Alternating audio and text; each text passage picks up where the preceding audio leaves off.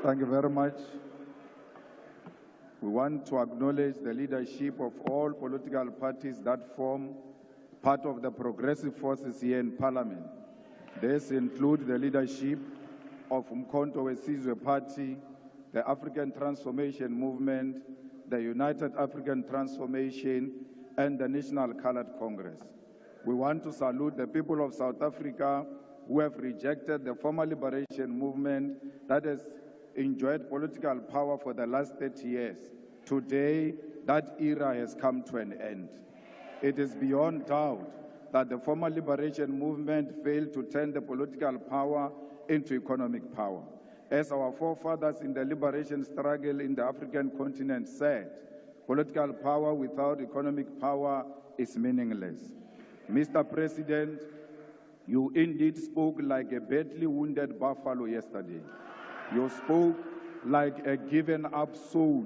Nothing inspirational came from that tired speech yesterday. You didn't speak like a person who declined electoral support with 17% to less than 50%. How on earth do you repeat a Sona speech that made you lose elections? You were saying to South Africans yesterday, in so many ways, that you learned nothing out of these historic elections to an extent that you want to continue business as usual.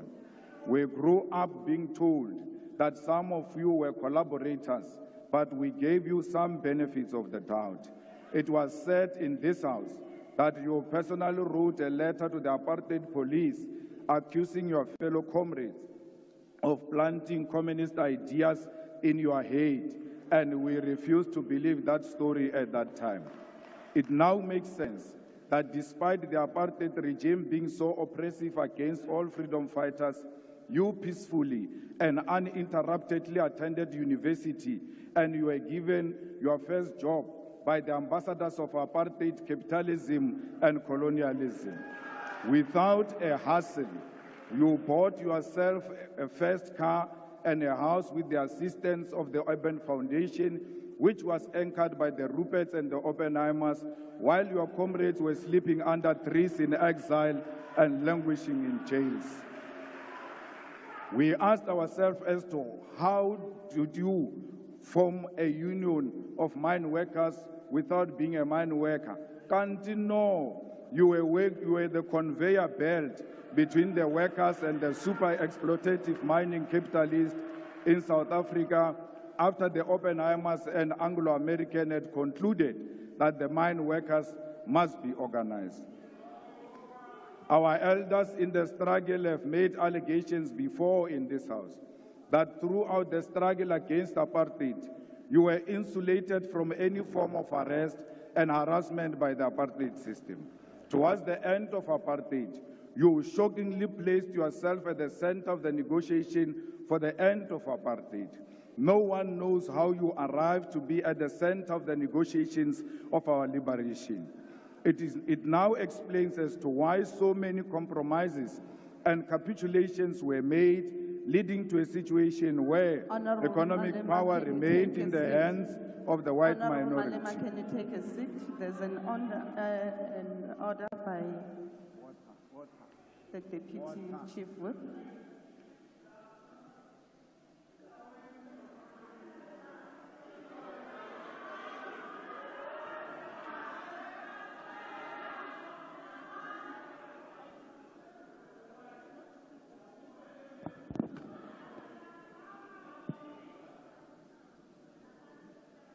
Honorable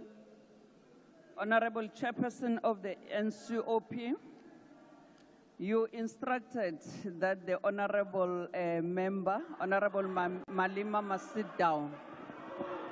Before I raise my point of order, Honorable House Chairperson, Honorable Chairperson of the NCOP, the Honorable Malema is casting aspersion on the President, on the persona of the President. Can he please bring in a substantive motion to support his statements that he's making in the House? Thank you. Thank you very much, Honorable Chief Whip. The order is sustained. Rules does make provision that if the member imputes improper motive against another member, you may do that by way of a motion, and therefore that has to be substantiated. And therefore, Honorable Malema, can you then proceed with your speech? I see there's another point of order that's been raised on DA. Withdraw what? Thank you, Madam House Chair. Madam House Chair, I rise on a point of order in terms of Rule 92.10, which indicates that when a point of order is raised during the debate, the member called to order must resume his or her seat, and after the point of order has been stated, the presiding officer by the member raising it, the member raising the point of order must likewise immediately resume his or her seat when she has concluded his or her submission. Madam House Chairperson, can I just get clarity on the fact when the Deputy Chief Whip of the ANC raised the point of order, the member at the podium remained standing, and I would just like your ruling on that. Thank you.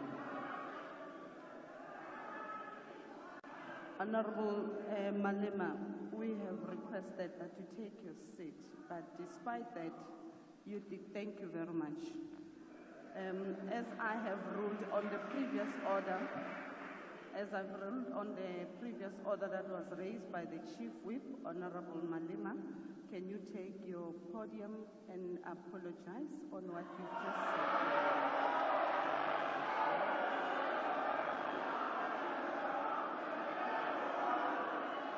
The order of the I must apologize for not sitting down. Can you take your seat, Honorable Malema?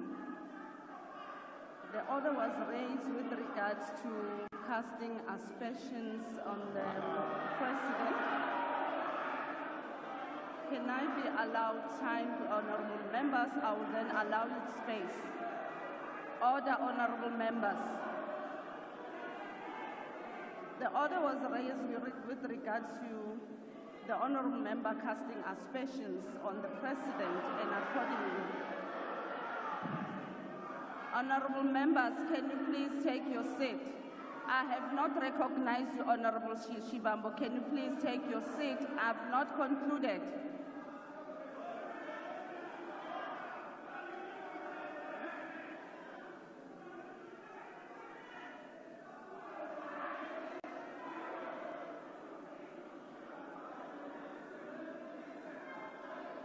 Honorable member, can you allow me please to conclude? Honorable Malema, you can take the podium, but please, can you please withdraw or rather not repeat what you have said earlier on as you proceed with your speech? Honorable members, please, can you? Honorable members, honorable members. Honorable Malema, can you sit down? Honorable Shibambo.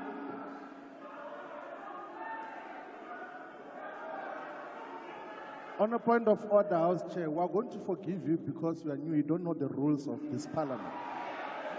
When a point of order is raised, you must specify the rule and the specific sentence or a phrase that you say this is a violation of the rules of the National Assembly. What the Commander-in-Chief is doing is to give a political characterization of a phenomenon. That is a point of debate. It's not casting aspersions. How else do we deal with political questions without giving context to what got to transpire to where we are now? Where else do we say that except here in this parliament? You can't suppress political debate because of your misinterpretation and misunderstanding of the rules. Please allow the speech to finish.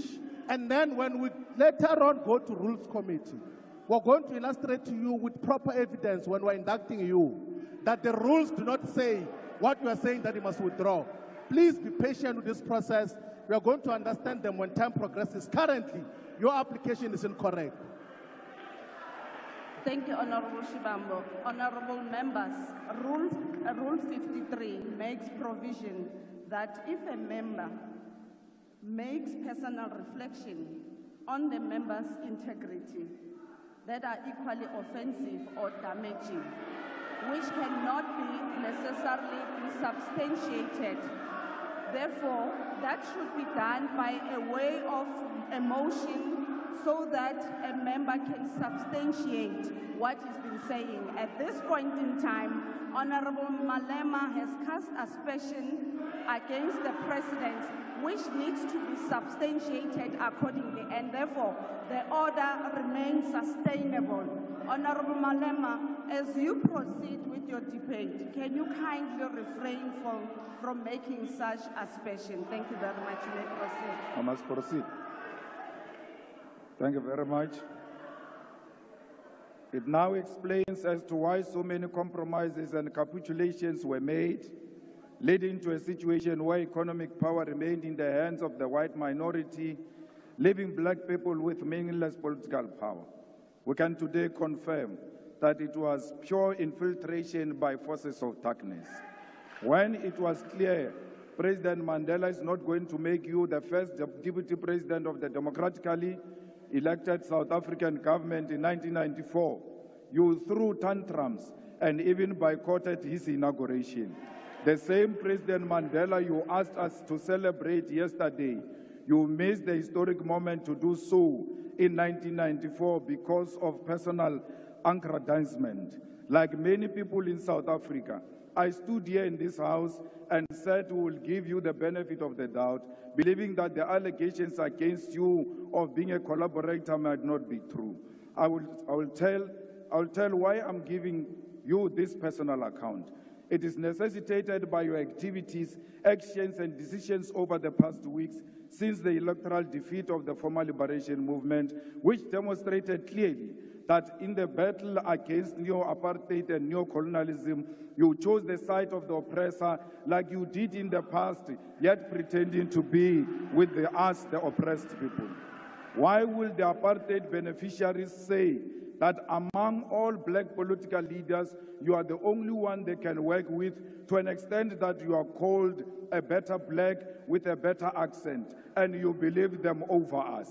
They call us criminals who must be arrested, whether we have committed any crime or not, because we disagree with them politically, and you believe them over us.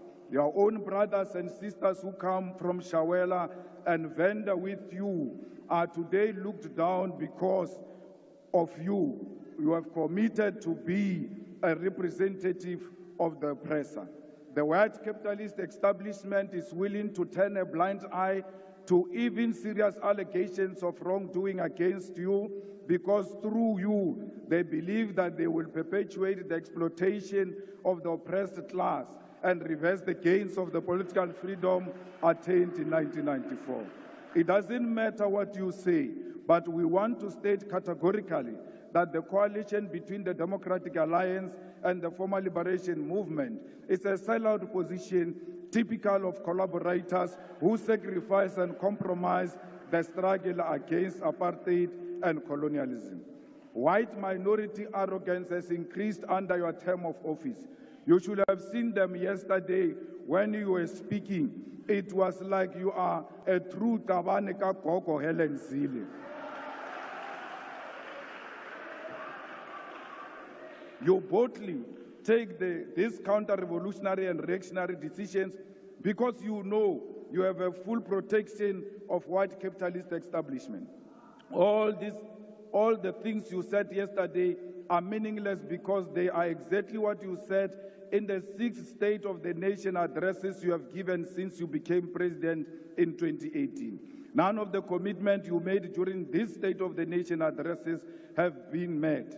You state here that the vision you are operating under is still the National Development Plan Vision 2030, whose targets have never been met and will never be met.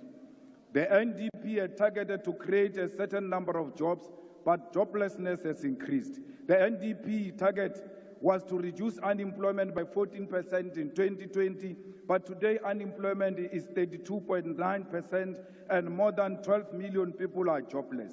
Even if you meet the target tomorrow, of achieving 14% unemployment. The fact of the matter is you missed the target year. The NDP target was to reduce poverty from 39% by 2030, but poverty today is more than 50%. More people live on poverty under your presidency than any other period in the past 30 years. The NDP target was 10% of the GDP for infrastructure investment, but between 2010 and 2022, public sector infrastructure investment was not more than 5.8%. The NDP target was to grow the economy by an average of 5.4% for it to be practical to achieve any of the NDP goals. But in the past 10 years, the economy has not grown by more than 2%. Mr. President, yesterday you shocked all of us and will never recover from that shock. You said nothing about international relations while we are living in a world defined by shifting global balance of forces. The West, under the guidance and protection of the United States of America, is agitating for a world war, which will be defined by recolonization of the African continent and the global South. And you never said anything about that. There is an ongoing aggressive war by apartheid Israel over Palestine, and you never said anything about that because your coalition partners are all fanatics of a Zionist apartheid Israel. Shame on you that you said nothing about the genocide committed right in front of us because Ramaphosa. You chose glory over the dying children and women of Palestine because you are scared to offend your coalition partners. President Mandela, a close friend of President Arafat, who you said we must celebrate yesterday, should be turning in his grave. The trade embargo against Cuba is still intact, and despite the fact that Cuba played a role in the struggle against apartheid, you never said anything about that. There is instability in the Democratic Republic of Congo, and South African soldiers are dying in that war, and you never said anything about that. There is a real threat of instability in the entire SADC region, and you never said anything about that. There is loss of life in South Sudan, but you had nothing to say about that. The BRICS Forum has been joined by additional countries such as Saudi Arabia, Ethiopia, Egypt, Argentina, Iran, and United Arab Emirates. And you never said anything about how South Africa should maximize these strategic relations to grow the economy. The North Atlantic Treaty Organization, NATO, is agitating for a world war through its admission of Ukraine into NATO alliance, and you never said anything about that.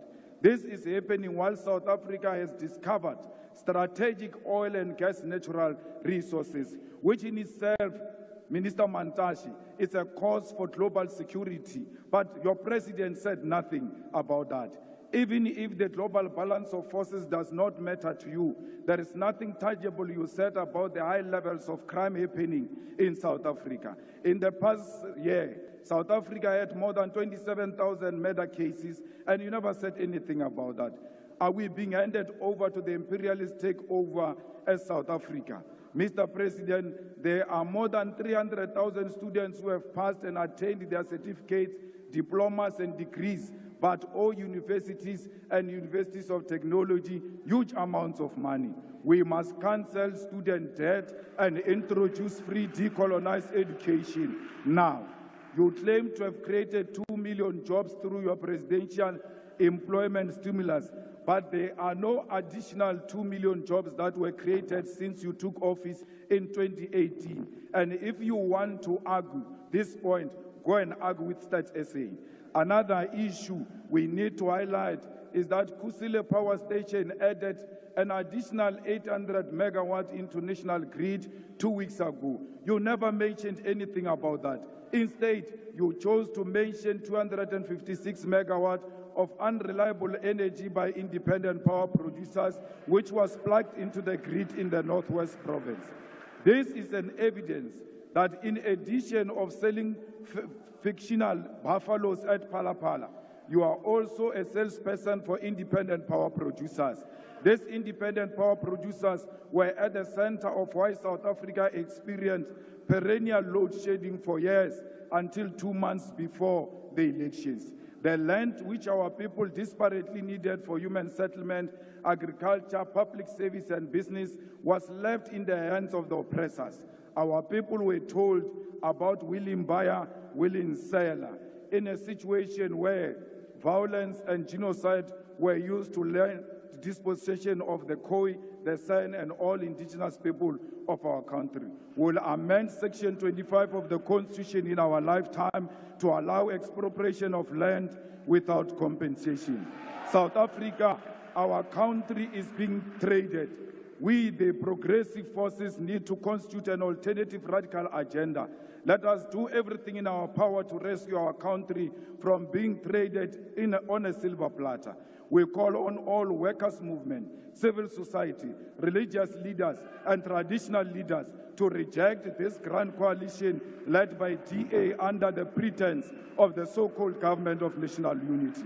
We, as the EFF, will not form part of a factional and a decoy of the so-called national dialogue, which happens after the government has already committed budgets and programs to this agenda. We are not in the business of talk shows. We are in an agenda to realize through economic emancipation of our people, and no matter what it takes, we will never associate with the collaborators and the sellout agenda of the establishment. Erekele buche nonyana phaku phaku ebiale ile tiye are thushike maru a utla bosile motho wa o ba le matric wo a sankang aba subjected to a peer review comes here and calls us VBS looters. I understand the mind of a rat will not comprehend that is actually sitting with VBS looters themselves in the government of national unity. The same matriculant is a beneficiary of the loot of 20 billion of Steinhoff that was invested by public investment, by PIC. No amount of nonsensical threats of arrest can silence us. Not even death can silence us, because Mama Winnie Madikizela Mandela's voice has multiplied. Ours is a generational mission. We shall overcome. Victory is certain. We want to tell you now, your days are numbered. Thank you very much.